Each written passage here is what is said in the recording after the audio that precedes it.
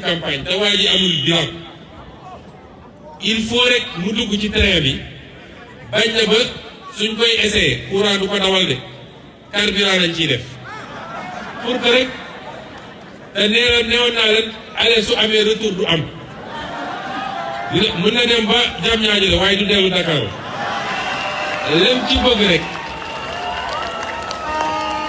leen ci bëgg rek mooy na dugg ci autorail bi caméra yi topp ko dina Macky inaugure le train bi ne tuut bu tàllal loxo dina Macky andi le train waaye bu train bi demee ba jam ñaajo kenn ku ne seen su xëyee ku dëkk jam ñaajo demal ci gaar ba ne damay jël train bi damay liggéey boo ci duggee de Bob Marley ci dugg loolu nag tubaab di wax saupoudrage gouvernance saupoudrage mooy gouvernance Macky Sall ci jamono jooju nga jël xaalis bu ñu toll def ko ci caaxaan ci jamono joo xam ne am na encore 6000 abris provisoires ci biir Sénégal ay xale yoo xam ne ci ay quarantaine la ñuy jànge nit ñaa ngi dee ci hôpitaux yi parce que mënuñu leen jël loolu mooy erreur de priorité. Deuxième catégorie problème bi nga xam ne fii biir Rufisque mooy problème mu suuf Sénégal nag Rufisque mooy ci ëpp problème suuf département Rufisque Sangalkam Tivaouane Peulh Yène Diamniadio keneen ñoo ëpp problème mu suuf ci Sénégal yàgg nañ cee wax nag gis ngeen ni ñu def li may wax toujours ni président Macky Sall xamul lan mooy priorité ku réeree di priorité nag mënoo jiiteem réew mënoo defar réew te liy andi problème yooyu chaque jour moo wax ko ñun ñëpp il faut qu'on soit exigeant avec nos leaders ab leader da nga war a njëkk am vision balaa ngay wax sax programme fii ngay gis Sénégal ku fi ñëw di raam di yoot ba xëy ñu def ko président te musoo ko gis mu bind dara ne man sama vision lii la Barack Obama bi mu bëggee nekk président dafa bind moom l'audace d'espérer tuddee ko noonu ne lii mooy sama vision Macron barki dem dafa bind révolution ne lii mooy sama vision keneen ak keneen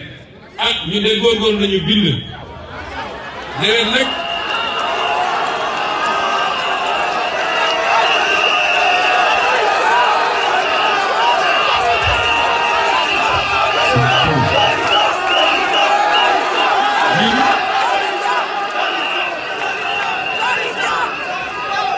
ñun góorgóorlu nañu bind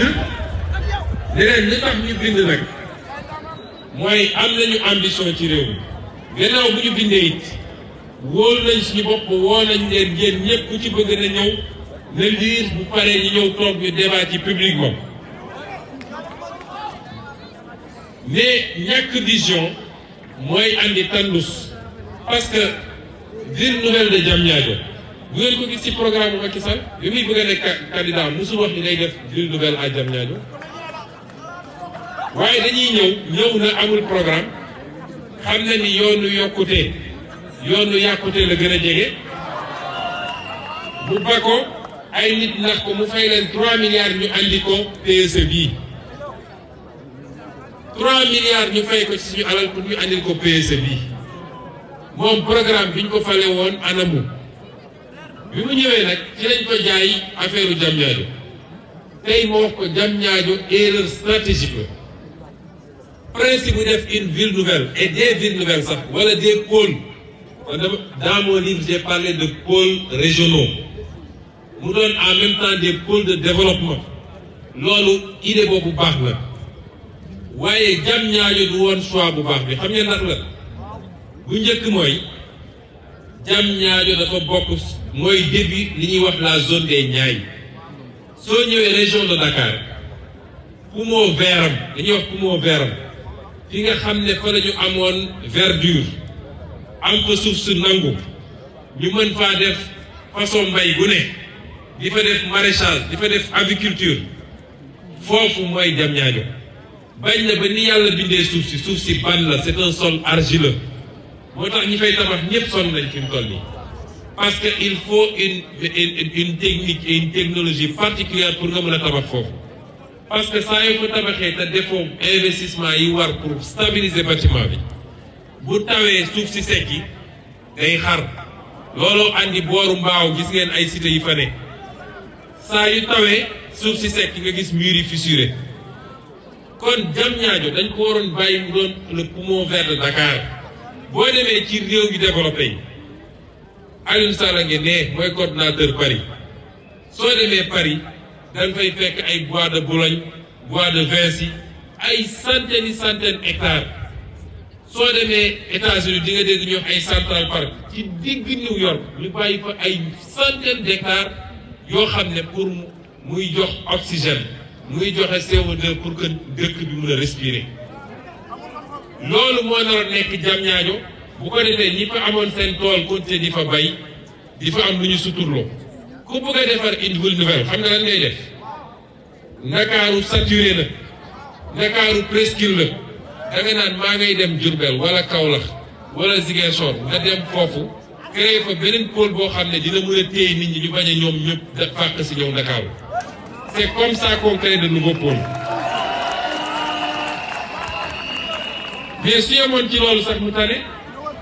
waaye arnaque bi ñu def bi ñuy door dañ ne 1600 hectares la ñuy jël ñëw fekk ay nit yoo xam ne amoon nañu seen àq ñu nangu ko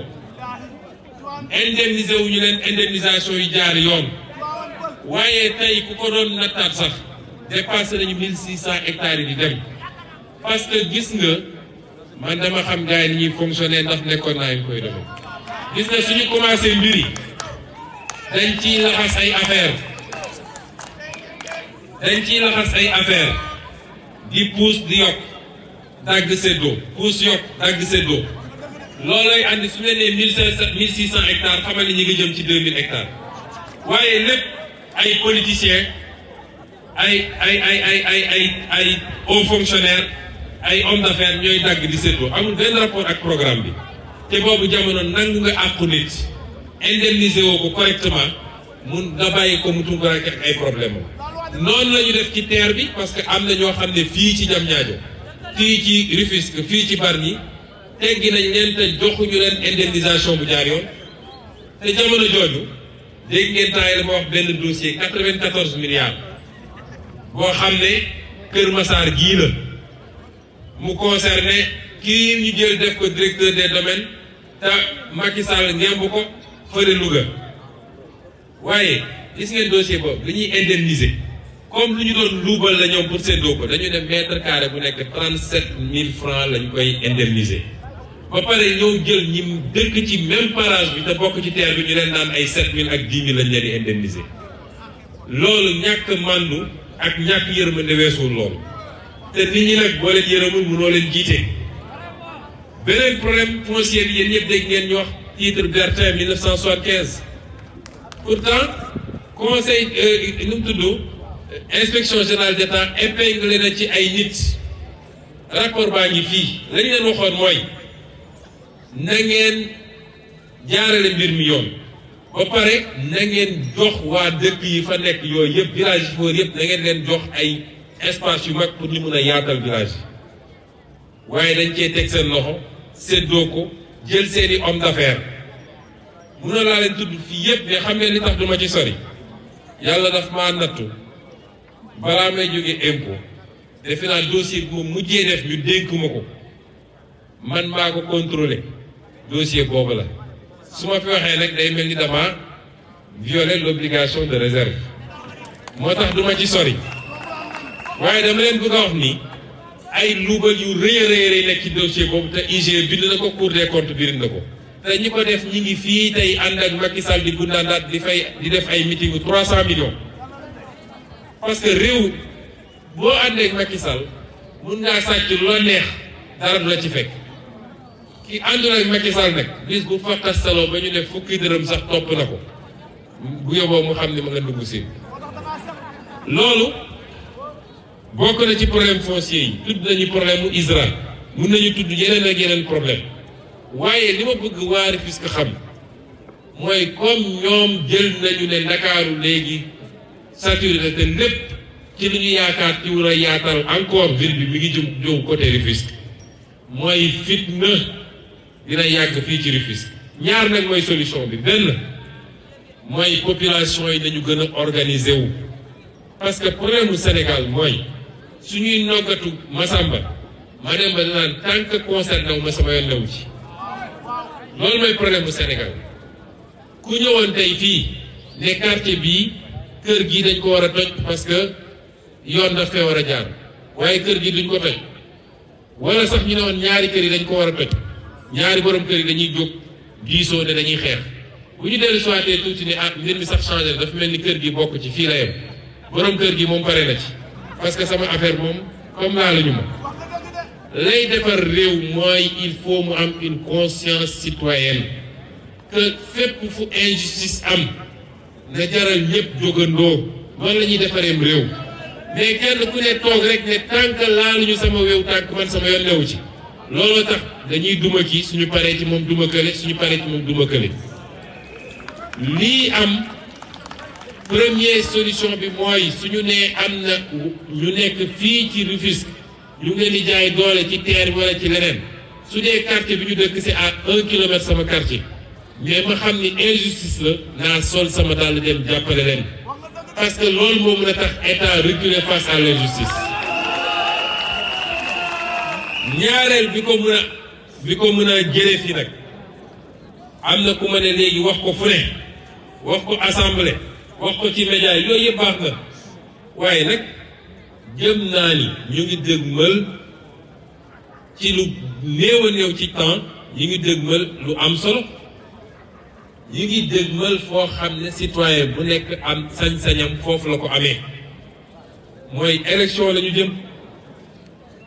foofu la ñu mën a régler problème yi ñun nag lii ma tudd nii yëpp bu dee yàlla jox nañu réew mi incha allah wax naa ko feneen ak feneen première mesure mooy dañ def un moratoire foncier mooy lépp luy suuf dañ ko ajandi nañu taxaw ñu ajandi tout ce qui concerne le foncier daal di def ay audit yu sore parce que li xew ci njuuj ñaaj ak ci mbuxum ci suuf si dafa bëri am na ñoo xam ne tey fii Sénégal su ngeen gisee ñu bëri soo tuddee Ousmane Sonko ñu mel ni ñu ay jinne song ñoom xam nañu dama leen xam seeni mbir te xam nañ ni li ñu def mënul continuer mënuñu koo def nit mënu koo def ba pare génn ci weex tal dem tëdd sa kër naan damay def sama retraite lekk samay milliards. Il faut que les gens rendent compte loolu tax am na ñoo xam ne Ousmane Sonko falu ak seen bakkan bii la ñu yemale. moo tax ñun li ñu wax mooy dinañu suspendre lépp luy foncier ba pare rek delloo si mbir mi parce que àq dafa am solo bu ci gën a garaaw nag mooy àq suuf fu nit nekk depuis des décennies depuis des siècles ay maamam newoon fa ay maamaat nekkoon fa nga xëy naan ko code du domaine nee na lii nangu suufam jox ko keneen moom mu nekk étranger ci dëkkam loolu réew muy doxee noonu du dem parce que réew ci maandute lay doxee ñu wax tam toujours ci problème mu Rufisque tudd nañ fii les problèmes yi nga xam ne ci administration la découpage bi ak niñ ko defee ba tey lépp nag ci xëccoo mbirum impôt la parce que suñu nee dagg nañu da ngay gis ab usine wala ab unité boo xam ne mi ngi ci dëkku sàngam waaye dëkk boobu amul sañ-sañ fayeku impôt beneen dëkk bu sori moo koy fayeku loolu jël nañu engagement yi tey suñu yàlla dénkoon dëkk bi dañ ko réorganiser ba mbir mi tegu yoon mooy un découpage juste équitable et équilibré kon dernière série de problèmes yi nga xam ne dinañ ci wax mooy problème mu infrastructure nag dafa yaatu nit ñi soo waxee infrastructure rek seen xel ci tali lay njëkk a nekk tali lenn rek ci infrastructure waaye infrastructure yi ëpp solo bi ci jiitu mooy infrastructure sanitaire problème mu faju am na fii ni mu amee fépp ci Sénégal fu mel ni Rufisque nga xam ne mooy 3e département Dakar après Dakar et Pikine hôpital digne de ce nom sax amu ci ñëpp xam nañu Youssou Mbargane fi mu toll nii turu hôpital rek moo ci nekk loolu musiba la ñëpp xam nañ ni sànq rek ñi ngi koy wax cité yére nga xam ne Abdoulaye Wade moo ko fi tabaxoon Jaxaay 2007 ba léegi ñoo ngi ci tabax ab hôpital boo xam ne mënul yegg rek imaginer leen nit ñi war a jógee foofu ba Dakar wala ñëw buy Sumbargane wala dem ba Diamniadio parce que dañu war a faju ji ci siburu dañu siburu il faut ñu dem ba foofu kon infrastructure sanitaire presque zéro infrastructure scolaire problème am na defe naa sànq am na docteur bu ko doon wax sànq ba expliquer problème yi am ci infrastructure scolaire et éducative fii ba Diamniadio feneen ak feneen kon suñ doon xayma rek ci gàttal mun nañ ne problème mu Sénégal yëpp dafa mel ni dafa am résumé fii à Rufisque mu am yoo xam ne sax dafa gën a fës fii que feneen moo tax mbokki Rufisque soo leen gisee ma wax lii lépp du rek bëgg a yoole wala bëgg a dénoncer waaye li ñu bëgg a wax mooy gis nga am réew caaxaan du ko defar réew lu koy defar du caaxaan de ñun ñëpp ñoo war a am conscience parce que responsabilité bi ñun ñëpp dañ cee am du responsabilité rek Macky Sall wala Abdoulaye Wade wala Abdou Diouf wala Senghor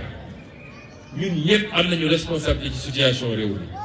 responsabilité boobu mi ngi démarré ni kenn ku ne ci ñun à un moment de temps bi même su dee benn yoon ba mu des peut-être jeunes yi doog a am 18 ans mus ngaa dem sànni sa xob tànn nit ci ban anam nga ko tànnee woon ci jamono jooju est-ce que lire nga programme am est-ce que déglu nga discours am est-ce que xool nga profil am ak parcours am wala est-ce que da ngaa jël rek ni diw moo ma neex wala diw laa bokkal wala diw moo fi andi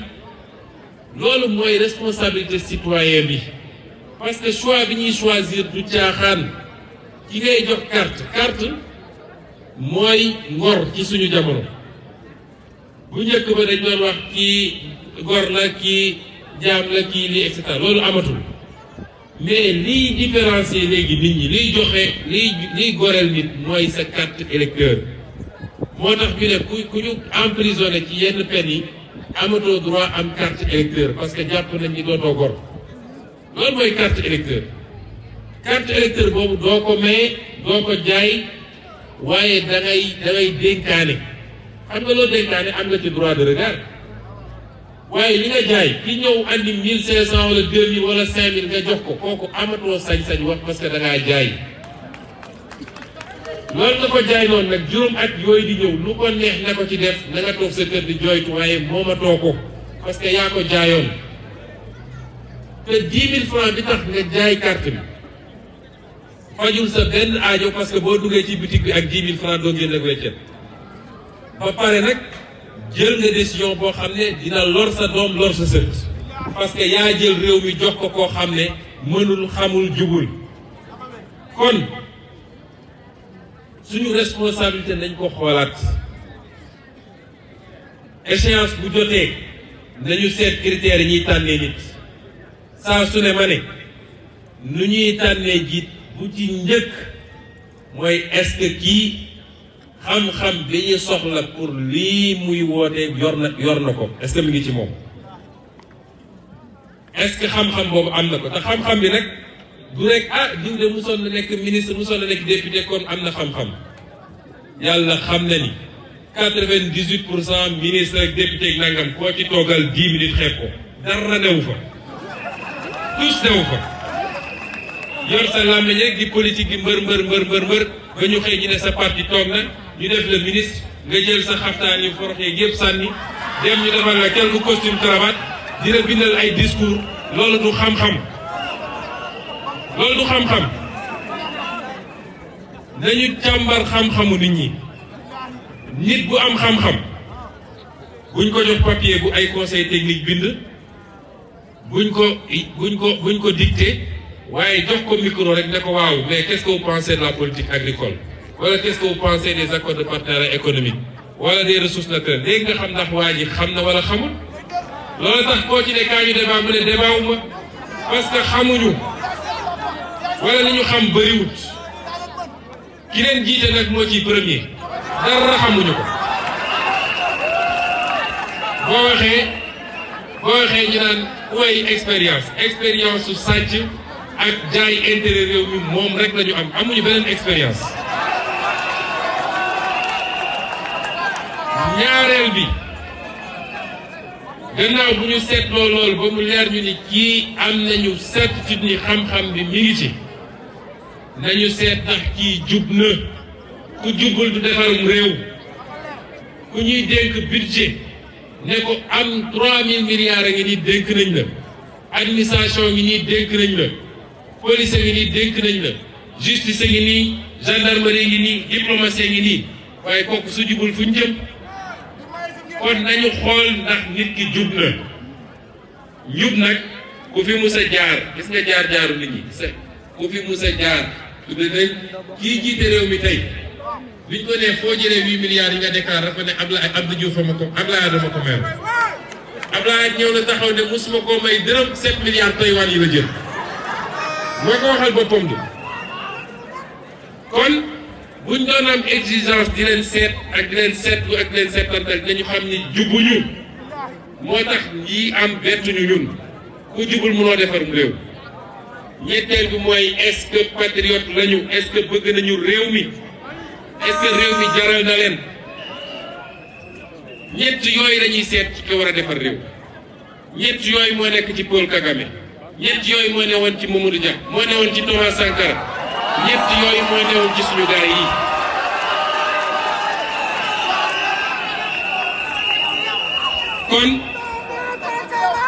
kon am nañu une occasion historique de reprendre notre destin en main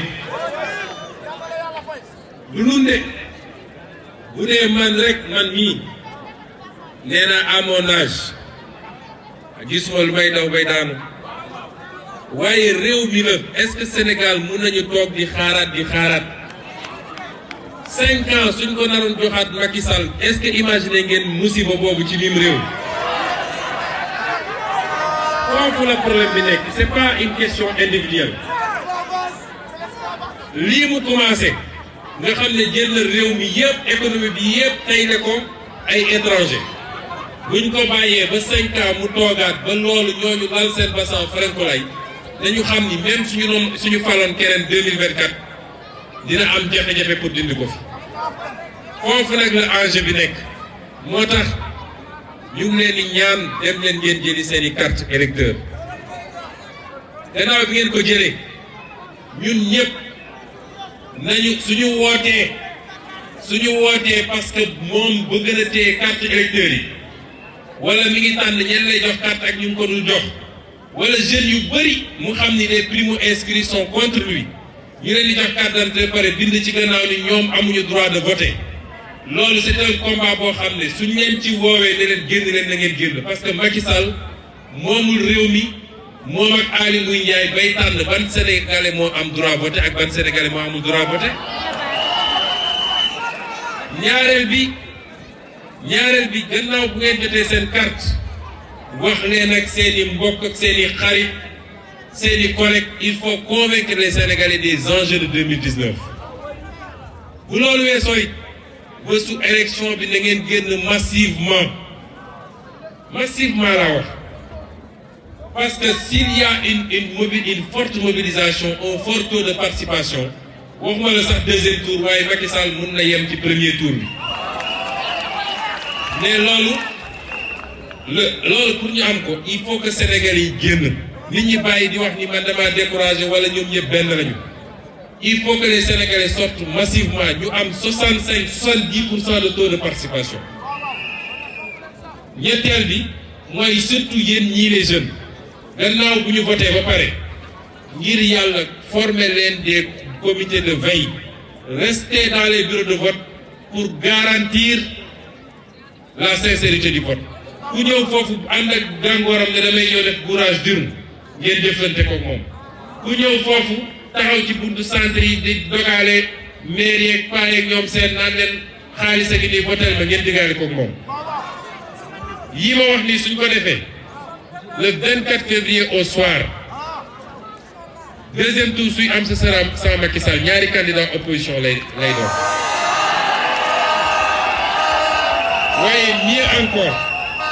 waaye mieux encore mun na am élection bi yem sax ci premier tour loolu nag challenge la pour ñun ñëpp parce que loolu challenge la ci ñun ñëpp parce que bis bu ñu eggee foofu it ba yàlla may ñu ba dénk ñu réew mi xam leen ni liggéey gi boobu lay commencé nag commencé gu ñu de parce que ñun challenge yi ñu fixé wu le combat pour la souveraineté nationale da ngeen xam ni dinañu xeex ak gars yi parce que suñu pétrole suñu gaz suñu or ak yeneen soo ko buggee delloo ci loxo réew mi il faut nga xeex ak gars yi parce que soo nee damay génn ci accord de partenariat économique il faut nga jàmmarloo gars yi parce que boo nee franc CFA bu bon bii ñu imposé 1960 ba léegi dama ciy génn il faut nga xeex ak gars yi foofu la xeex bi di commencer et on aura besoin de tout le peuple avec nous on aura besoin de tout le peuple parce que combat yooyu ki koy gagner mooy ki peuple bi soutenir kon loolu mooy le challenge on ne criera jamais victoire xam ngeen kañ la ñuy crier victoire bu ñu yàlla dénkoon dëkk bi ñu liggéey ba mandat jeex Sénégalais yëpp daje ne gis nañ ñu musuloon gis ci lu baax bu boobaa on pourra dire alhamdulilah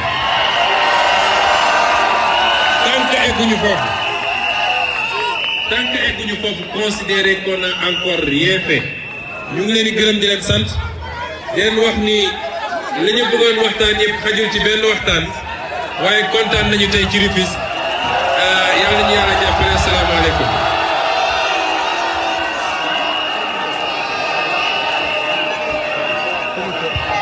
Ok. Professeur sur une place. Vous passez s'il te plaît sur le podium, professeur.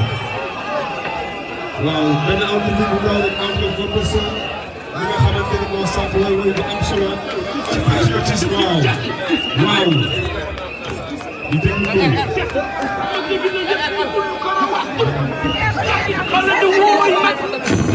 waaw ñu filmé la. waaw. professeur micro.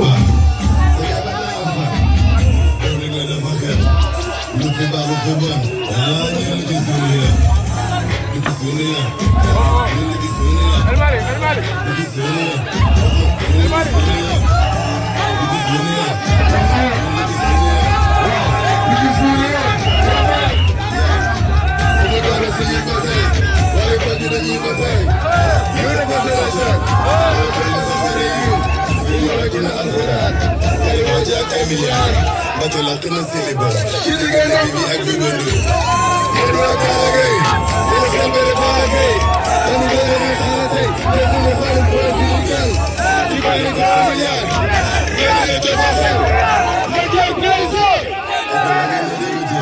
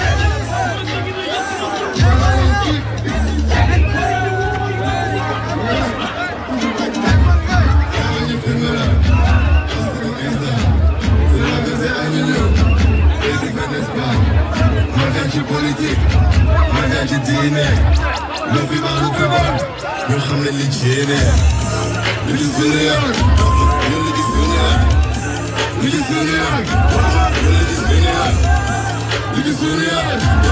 Lucky Seigneur. Lucky Seigneur. Le père c'est désolé. C'est pas désolé. sale, si se lo haya muy deep, se lo la viva de solo, de miri, que tú sabes. Ya vi de pollo, no complejo, aquí que no te calo, ya vi de plego, siempre le da media, yo te solo pena, la venía de loco. Ya con el río, ya lo más único, ya lo más alto. Ahí sí, como te creo que quiero, porque le cae, le da que le da, no le que tú me das, say I ain't gonna hospital, never go video, what's up, niggas, nigga, like niggas, stay with time.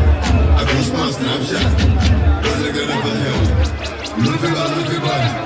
Niggas in the world. Niggas in the world. Niggas in the world. Niggas in the world. Niggas in the world. Niggas in the world. Niggas in the world. Wow. Niggas in the world. What do you do?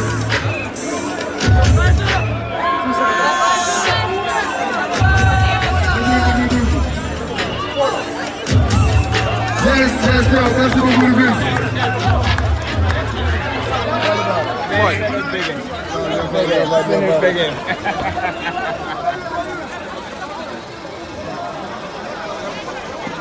Dañuy def CM2. Dañuy def CM2. Comme tu ñoo tax sama final école la ma sama école moo ma gagné woon. Kan moo gagné? yaa gagné woon dafa ñu revanche.